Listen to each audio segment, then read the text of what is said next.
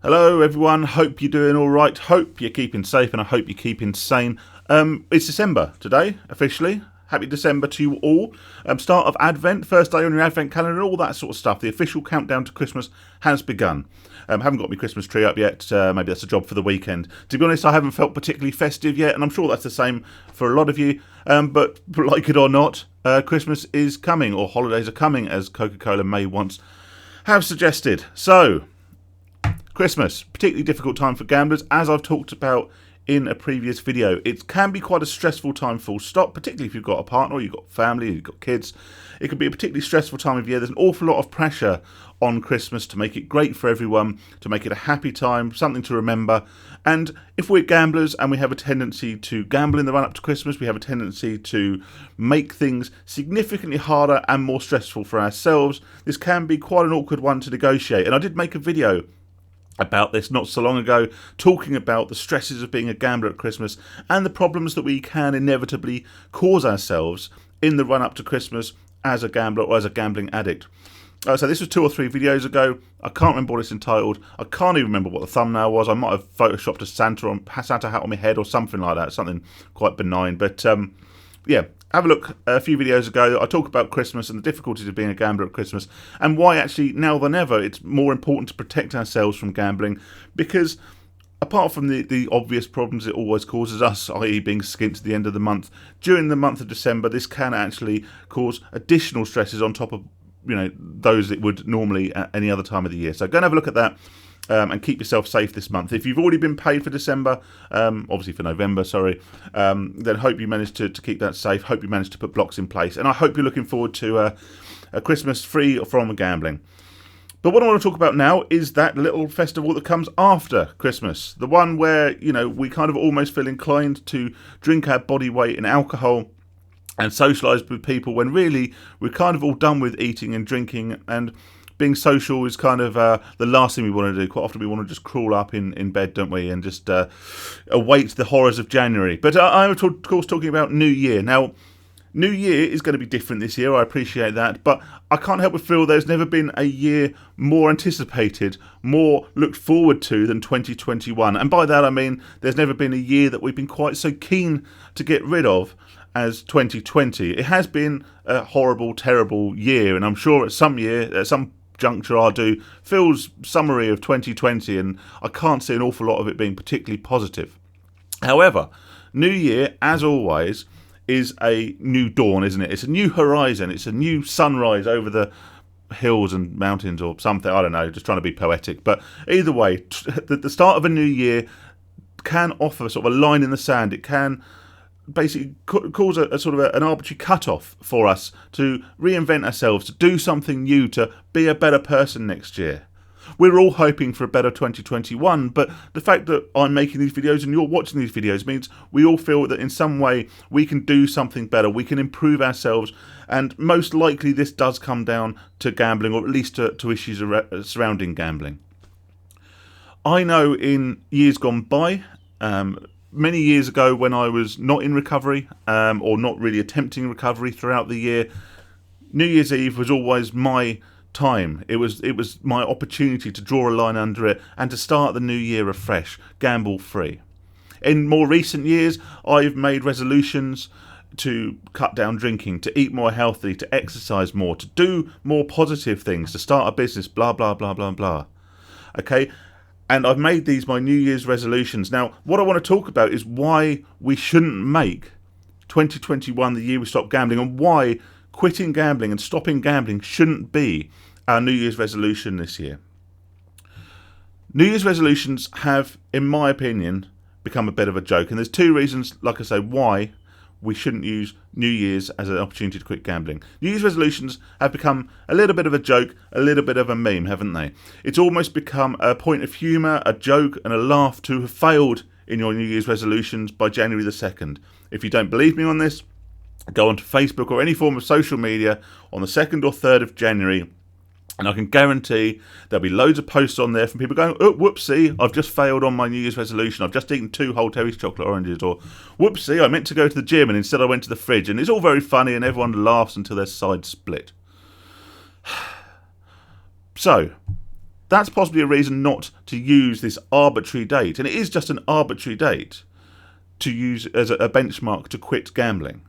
If you're using New Year, January the 1st, as a line in the sand, as a time in which to quit gambling, then you're lumping yourself in with all of those people who have promised to go to the gym every day, who have promised to eat a salad, who have promised to not drink from Monday to Friday, and have all failed as one. And you can lump yourself in with all of those people and go, oh look, whoopsie, I failed on my New Year's resolution too.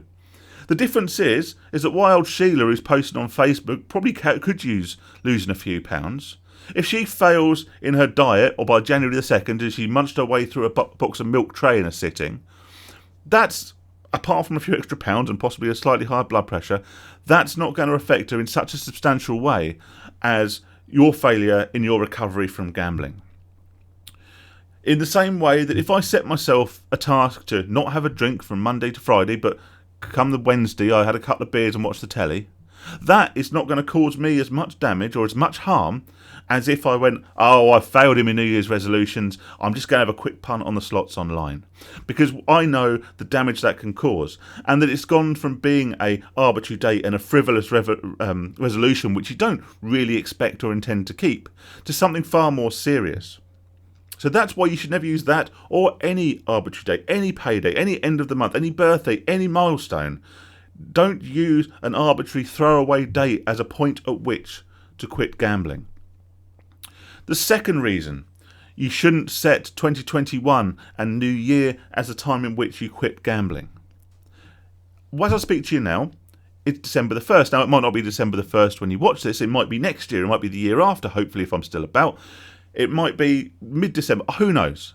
Okay, but as I'm recording this video, it is December the 1st, first day on the Advent calendar. So if I thought to myself, you know what?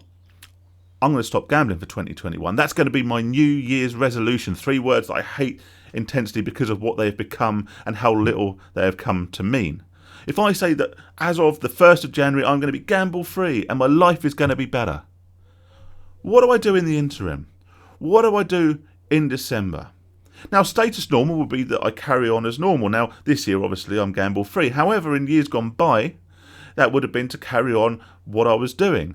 And as I discussed in my Christmas video, December is a particularly stressful and dangerous month for compulsive gamblers or for gambling addicts. So I would continue to do what I've done year after year after year, and I'd be gambling in my normal way. That would be status normal. What we'd like to think would happen is we'd be slowly gearing up for our New Year's resolution, that we'd be cutting down, that we'd be starting to put blocks in place, we've started to take practical measures. So when we hit the ground running on January the 1st with our New Year's resolution, we would have a substantially higher chance of success.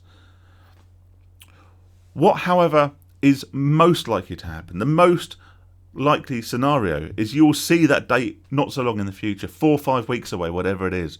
You'll see December the 31st. And your brain, the gambling part of your brain, whilst knowing that your chance of success for your New Year's resolution is relatively low because of the arbitrariness of it, whatever. Okay. You will want to gamble like your life depends on it. You'll want to make the most of it. One last hurrah. One last gambling blowout before abstinence, before I quit. 2 major problems with this, of course, and we can see these coming a mile off. Firstly, you're going to do yourself a lot of harm.